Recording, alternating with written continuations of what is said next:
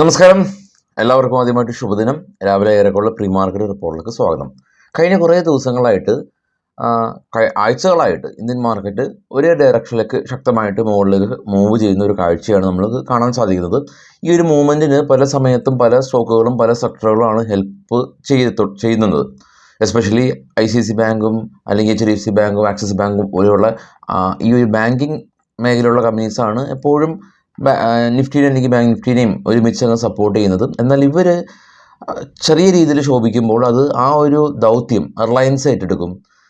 എന്നാൽ റിലയൻസ് ശോഭിക്കാത്ത ദിവസം IT companies ഏറ്റെടുക്കും.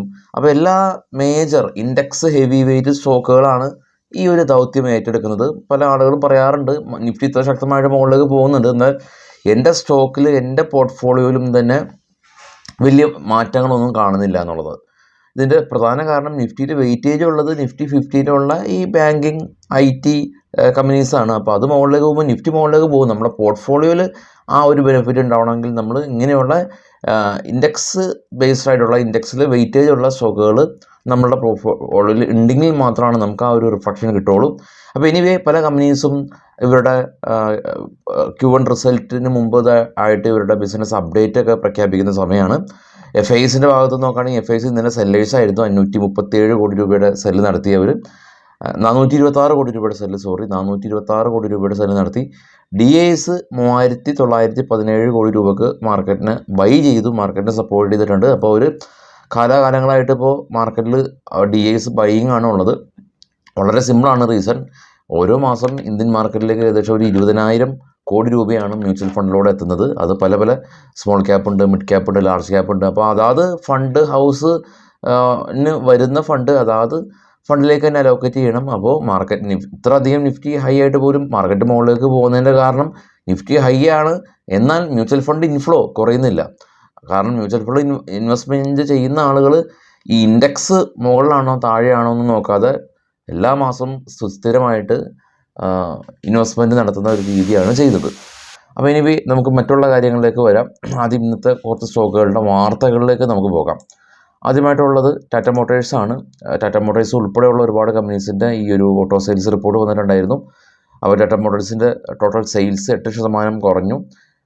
കൂടാതെ തന്നെ പാസഞ്ചർ സെയിൽസ് 8% കുറഞ്ഞു. എക്സ്പോർട്ട് എന്നാൽ 13% വർധനവ്.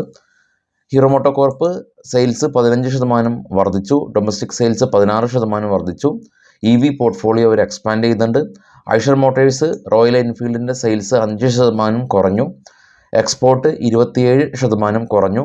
CSB ബാങ്ക് അവരുടെ Q1 റിസൾട്ടിന് മുമ്പ് ബിസിനസ് അപ്ഡേറ്റ് പുറത്തുവിട്ടു. ഗ്രോസ് അഡ്വാൻസ് 17% വർദ്ധിച്ചു. ഡെപ്പോസിറ്റ് 22% വർദ്ധിച്ചു.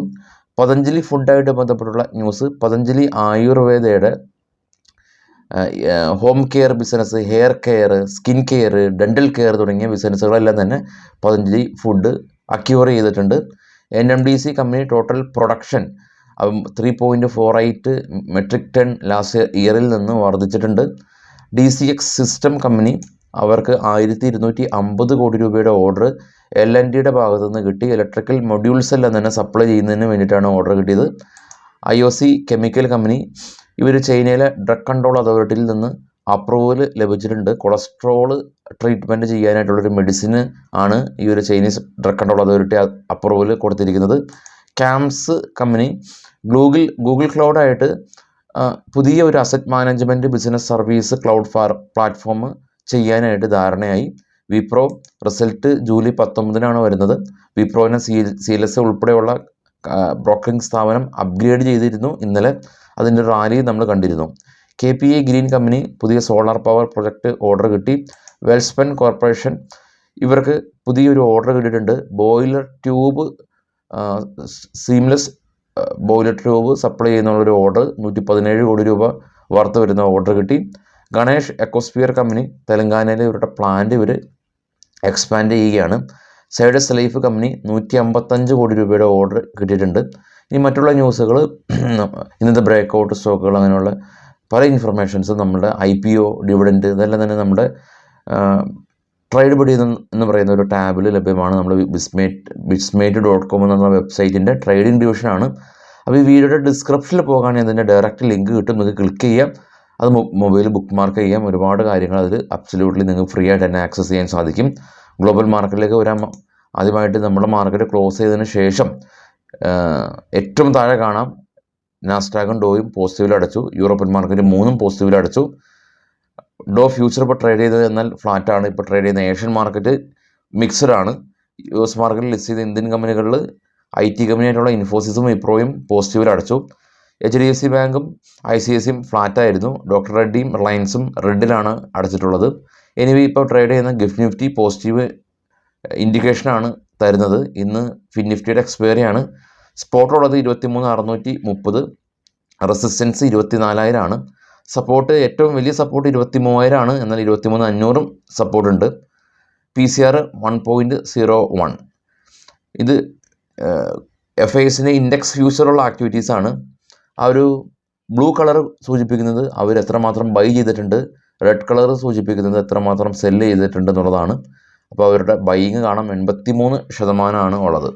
അപ്പോൾ FISന്റെ ഭാഗത്തു നിന്ന് നമ്മൾ ഡെയിലി ക്യാഷ് മാർക്കറ്റിലുള്ള ആക്ടിവിറ്റി കാണുന്ന പോലെ തന്നെ ഈ ഒരു ഇൻഡെക്സ് ഫ്യൂച്ചറുള്ള ആക്ടിവിറ്റീസ് അവർ ഫ്യൂച്ചറിനെ എന്താണ് ചെയ്ത് വെച്ചിരിക്കുന്നത്, ബൈ ആണോ ഷോർട്ടാണോ എന്നുള്ളതൊക്കെ കാണിക്കും. ഇതും നമ്മുടെ വെബ്സൈറ്റിൽ ലഭ്യമാണ്. അതിൽ നിന്നുള്ള സ്ക്രീൻഷോട്ടാണ് ഞാൻ കൊടുത്തിരിക്കുന്നത്. അപ്പോൾ അതുപോലെ തന്നെ മാർക്കറ്റ് സമയത്ത് ന്യൂസുകളൊക്കെ നമ്മൾ ഷെയർ ചെയ്യുന്നുണ്ട്. അത് നമ്മുടെ ടെലിഗ്രാം ചാനലാണ്. അതിൻ്റെ ലിങ്കും ഈ വീഡിയോയുടെ ഡിസ്ക്രിപ്ഷനിലുണ്ട്. നിങ്ങൾക്കത് വളരെ സിമ്പിളായിട്ട് തന്നെ ക്ലിക്ക് ചെയ്തിട്ട് ജോയിൻ ചെയ്യാനായിട്ട് സാധിക്കും. അപ്പോൾ ഓവറോൾ മാർക്കറ്റ് ഒരു ഫ്ലാറ്റായ ഒരു ഓപ്പണിങ് അതല്ലെങ്കിൽ ഒരു സ്ലൈറ്റ്ലി പോസിറ്റീവായിട്ടുള്ളൊരു ഓപ്പണിംഗ് ആണ് നമുക്ക് കിട്ടിയിട്ടുള്ളത്. കഴിഞ്ഞ വെള്ളിയാഴ്ച US മാർക്കറ്റ് രണ്ടും നെഗറ്റീവായിട്ട് പോലും യൂറോപ്യൻ മാർക്കറ്റും നെഗറ്റീവായിട്ട് പോലും നമുക്ക് പോസിറ്റീവായ രീതിയിൽ ഇന്നലെ പെർഫോമൻസ് ചെയ്യാൻ സാധിച്ചു. എന്നാൽ ഇന്നലെ യൂറോപ്യൻ US മാർക്കറ്റുകൾ പോസിറ്റീവായിരുന്നു. അതുകൊണ്ട് നമുക്ക് ഗ്ലോബൽ സൈഡിൽ നിന്നും മറ്റുള്ള നെഗറ്റീവ് കാര്യങ്ങളൊന്നുമില്ല. അപ്പോൾ ഫ്യൂച്ചർ ആൻഡ് ഓപ്ഷനും ഈ ഒരു ട്രേഡുകളെല്ലാം തന്നെ ചിലവ് കുറഞ്ഞ രീതിയിൽ നമുക്ക് ഇന്ത്യയിലെ ലീഡിങ് ടാറ്റ ഗ്രൂപ്പൊക്കെ സപ്പോർട്ട് ചെയ്യുന്ന അപ്സ്റ്റോക്ക് എന്ന് പറഞ്ഞ പ്ലാറ്റ്ഫോമിൽ വളരെ സിമ്പിളായിട്ട് ചെയ്യാൻ സാധിക്കും, ചിലവ് കുറഞ്ഞ രീതിയിൽ. അപ്പോൾ അതിലൊക്കെ നമുക്ക് വാങ്ങിച്ചു വെച്ചിരിക്കുന്ന സ്റ്റോക്കുകളൊക്കെ പണയപ്പെടുത്തി നമുക്ക് ഓപ്ഷൻ ബൈയും ചെയ്യാൻ സാധിക്കും. അപ്പോൾ അപ്സ്റ്റോക്ക് ഇന്ത്യയിലെ ലീഡിങ് ഡിസ്കൗണ്ട് ബ്രോക്കറാണ്. ചിലവ് കുറഞ്ഞ ബ്രോക്കറെയാണ് നമ്മൾ ഡിസ്കൗണ്ട് ബ്രോക്കർ എന്ന് പറയുന്നത്.